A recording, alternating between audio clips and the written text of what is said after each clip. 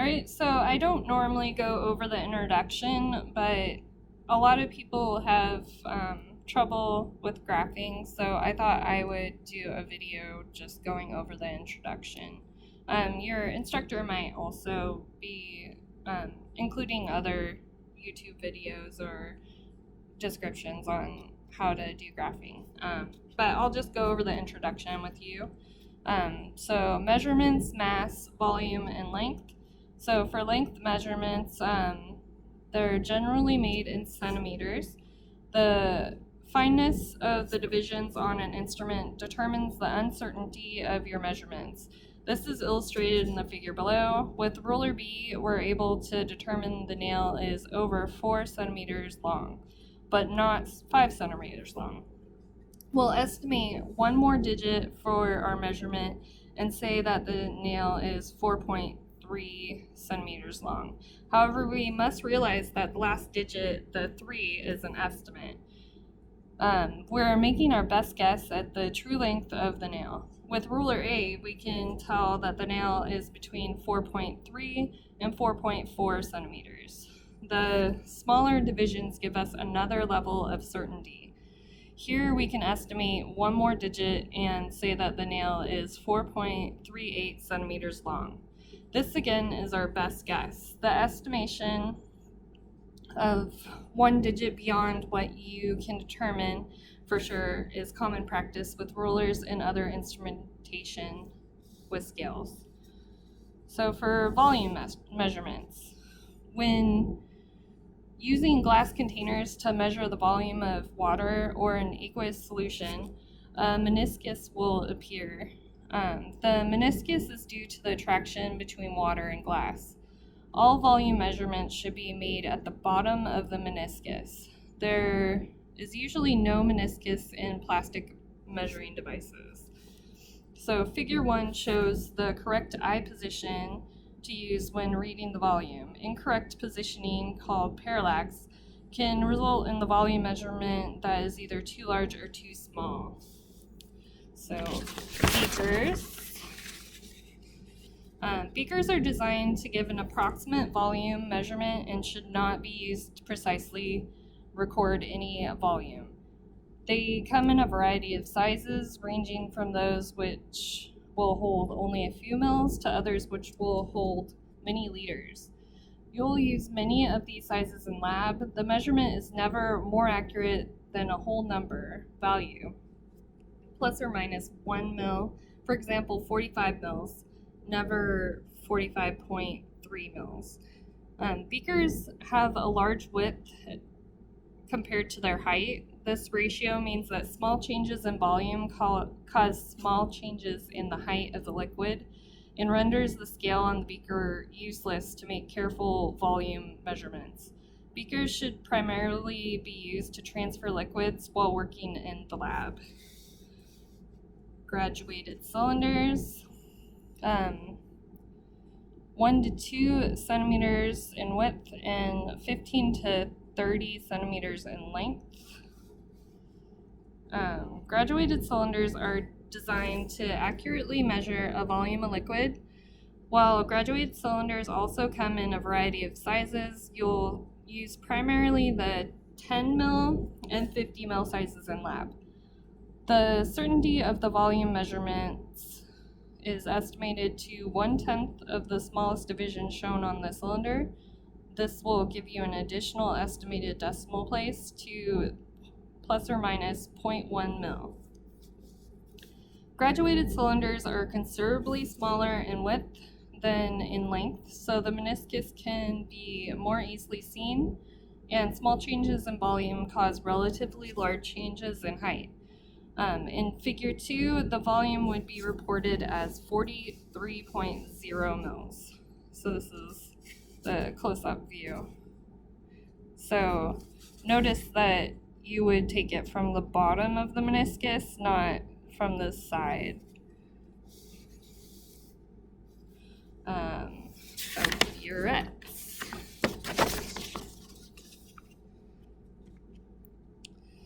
All right, the burette is also designed to accurately deliver a volume of liquid.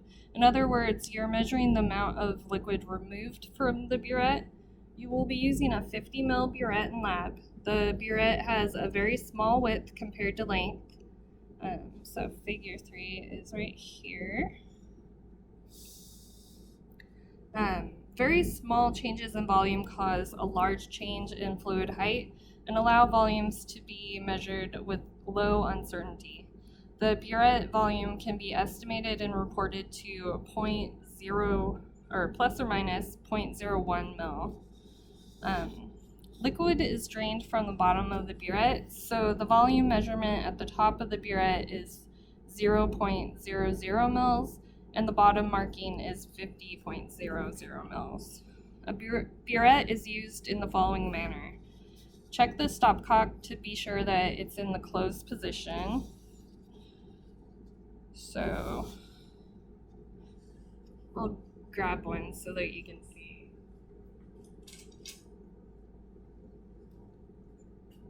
So this is a stopcock, and this is in the closed position. So if it's parallel with the burette, that's in the open position, because if you can see, that's where the hole is, where it'll let liquid go through the burette. So that's open and that's closed. So you'll want to start with the burette in the closed position.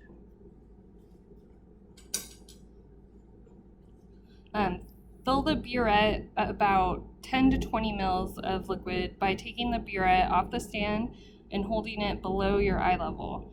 Decant from a beaker and use the funnel to prevent spilling.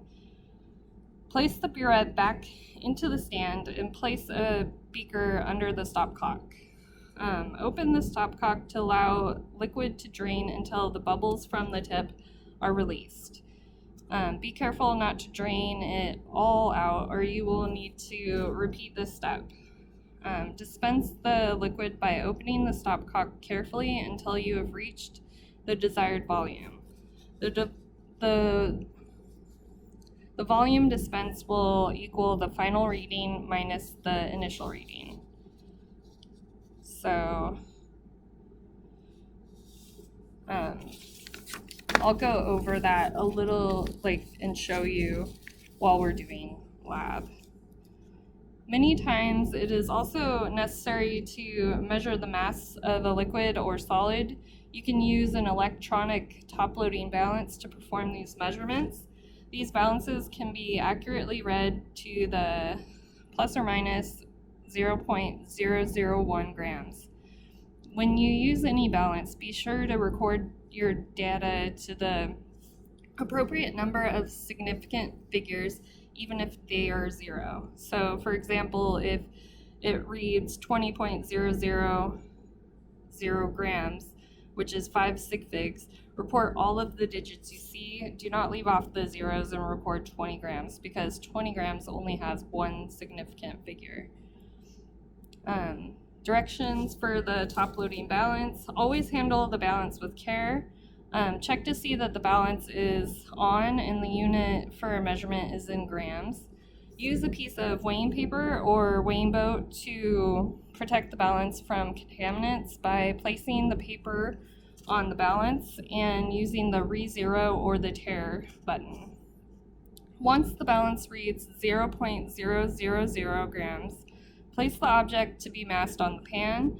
Keep in mind that the last digit will fluctuate slightly to plus or minus 0.001 gram. If you're measuring a liquid or a crystalline substance, it's important to tare or pre-weigh the container in which the substance is placed.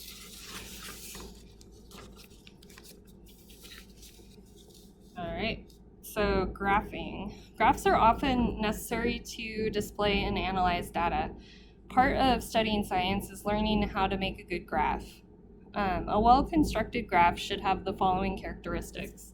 The graph includes a title that makes it meaningful to the reader.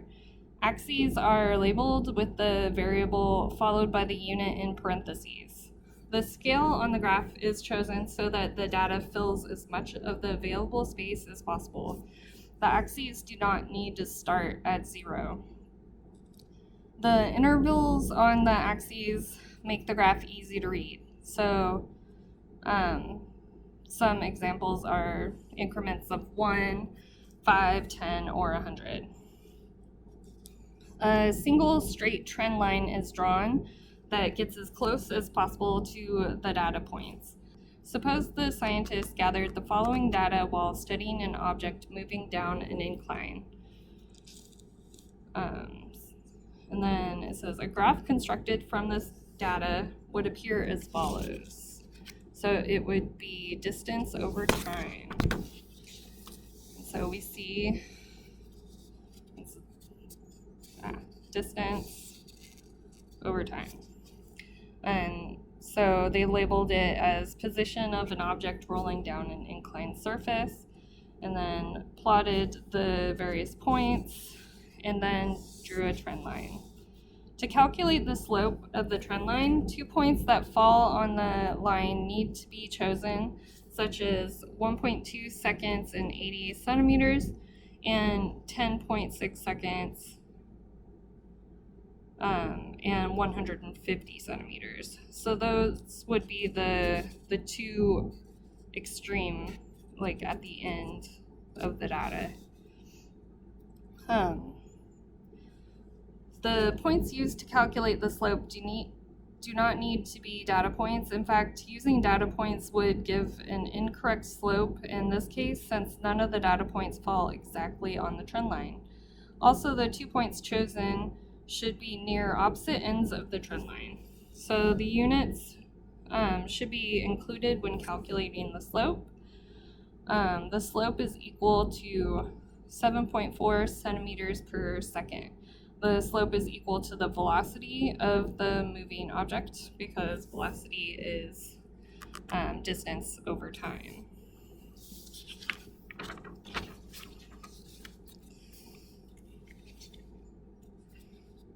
Accuracy and precision. Precision is related to the reproducibility of the measurement. It is a comparison of several measured values obtained in the same way. For example, a student measures the volume of a liquid 3 times in the same way, obtaining the values 3.66 mils, 3.62 mils, and 3.64 mils.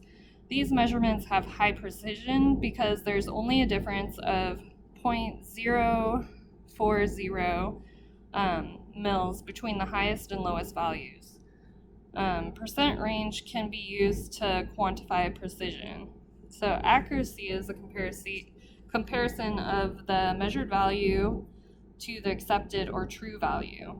So suppose the volume of the liquid had actually been 3.65 mils, then the accuracy of the 3 measurements taken would be high, because the difference between the average measured value, which is 3.64 mils, and the true value, 3.65 mils, is relatively small, which is they show as 0.01 mil. But if the volume of the liquid had actually been 5.67 mils, then the accuracy of these 3 measurements would be low, because the difference between the average measured value, which was 3.64 mils, and the true value, 5.67 mils, is relatively large. And then they show that the difference is 2.03 mils. So percent error can be used to quantify accuracy. So the percent error example that they give is the average experimental value is 2.65 grams per mil, and then the true value is 2.70 grams per mil. So the answer your calculator would give is negative 1.8%. However, with sig figs, it would be negative 2%. Taking the absolute value, it would be 2%. Notice that the subtraction in the numerator, 2 sig figs after the decimals are kept, giving negative 0.05 mils. When you now do the multiplication or division, the total sig figs in the numerator is 1 sig fig. This means the final answer is limited to 1 sig fig.